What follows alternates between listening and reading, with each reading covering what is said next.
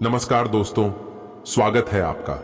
हमारे YouTube channel में सभी माता पिता चाहते हैं कि उनकी संतान उत्तम गुणों से पूर्ण हो और उसमें वह सभी गुण हों जो आगे जाकर उस संतान के उज्जवल भविष्य के लिए जरूरी होना चाहिए।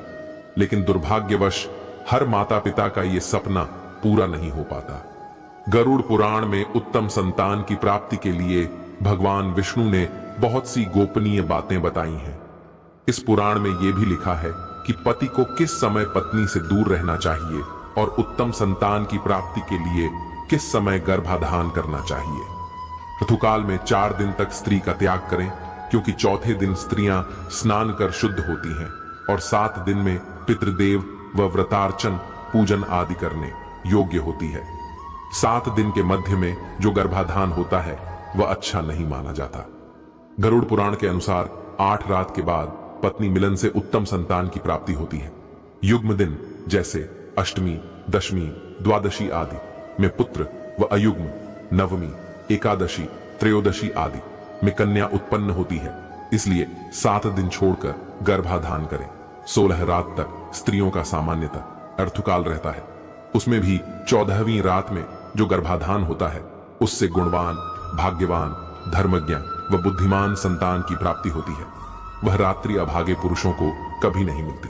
संतान चाहने वाले पुरुष को पान, फूल, चंदन और पवित्र वस्त्र धारण कर धर्म का स्मरण करते हुए पत्नी के पास जाना चाहिए। गर्भाधान के समय जैसी मनुष्य के मन की प्रवृत्ति होती है वैसे ही स्वभाव का जीव पत्नी के गर्भ में प्रवेश करता है। गरुड़ पुराण के अनुसार क्या सोचता है शिशु गर्भ में।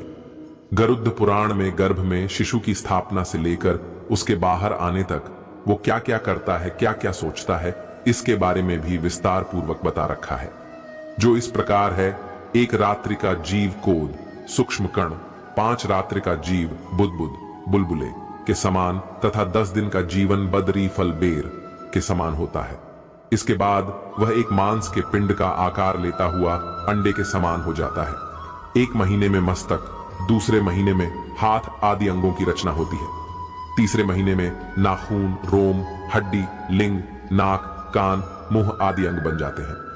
चौथे महीने में त्वचा, मांस, रक्त, मेद, मज्जा का निर्माण होता है।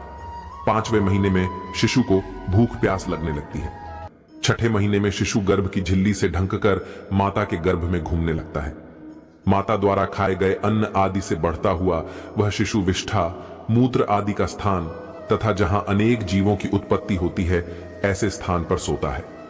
वहां कृमि जीव के काटने से उसके सभी अंग कष्ट पाते हैं। इसके बाद शिशु का मस्तक नीचे की ओर तथा पैर ऊपर की ओर हो जाते हैं। वह इधर उधर हिल नहीं सकता। यहां शिशु 7 धातुओं से बंधा हुआ भयभीत होकर हाथ जोड़ ईश्वर की, जिसने उसे गर्भ में स्थापित किया है, स्तुति करने लगता है। 7वें महीने में उसे ज्ञान प्राप्ति होती है और वह सोचता है, मैं इस गर्भ से बाहर जाऊंगा तो ईश्वर को भूल जाऊंगा। ऐसा सोचकर वह दुखी होता है और इधर उधर घूमने लगता है। 7वें महीने में शिशु अत्यंत दुख से वैराग्य युक्त हो ईश्वर की स्तुति इस प्रकार करता है: लक्ष्मी के पति, जगदाधार, संसार को पालने वाले और जो तेरी शरण आए उनका पालन करने वाले भगवान विष्णु का मैं शरणागत होता हूं। गर्भस्थ शिशु भगवान विष्णु का स्मरण करता हुआ सोचता है कि हे भगवान, तुम्हारी माया से मैं मोहित देहादि में और यह मेरे ऐसा अभिमान कर जन्म मरण को प्राप्त होता हूं। मैंने परिवार के लिए शुभ काम किए, वे लोग तो खा पी कर चले गए, मैं अकेला दुख भोग रहा हूं। हे भगवान, इस योनि से अलग हो तुम्हारे चरणों का स्मरण कर फिर ऐसे उपाय करूंगा जिससे मैं मुक्ति को प्राप्त कर सकूं। फिर गर्भस्थ शिशु सोचता है, मैं इस गर्भ से अलग होने की इच्छा करता हूं। हे भगवान, मुझे कब बाहर निकालोगे? सभी पर दया करने वाले ईश्वर ने मुझे ये ज्ञान दिया है। उस ईश्वर की मैं शरण में जाता हूं, इसलिए मेरा पुण्य जन्म मरण होना उचित नहीं है। एडवर्टाइजमेंट्स .3 गरुड़ पुराण के अनुसार फिर माता के गर्भ में पल रहा शिशु भगवान से कहता है कि मैं इस गर्भ से अलग होने की इच्छा नहीं करता, क्योंकि बाहर जाने से पाप कर्म करने पड़ते हैं जिससे नरक आदि प्राप्त होते हैं। इस कारण बड़े दुख से व्याप्त हूं, फिर भी दुख रहित हो आपके चरण का आश्रय लेकर मैं आत्मा का संसार से उद्धार करूंगा।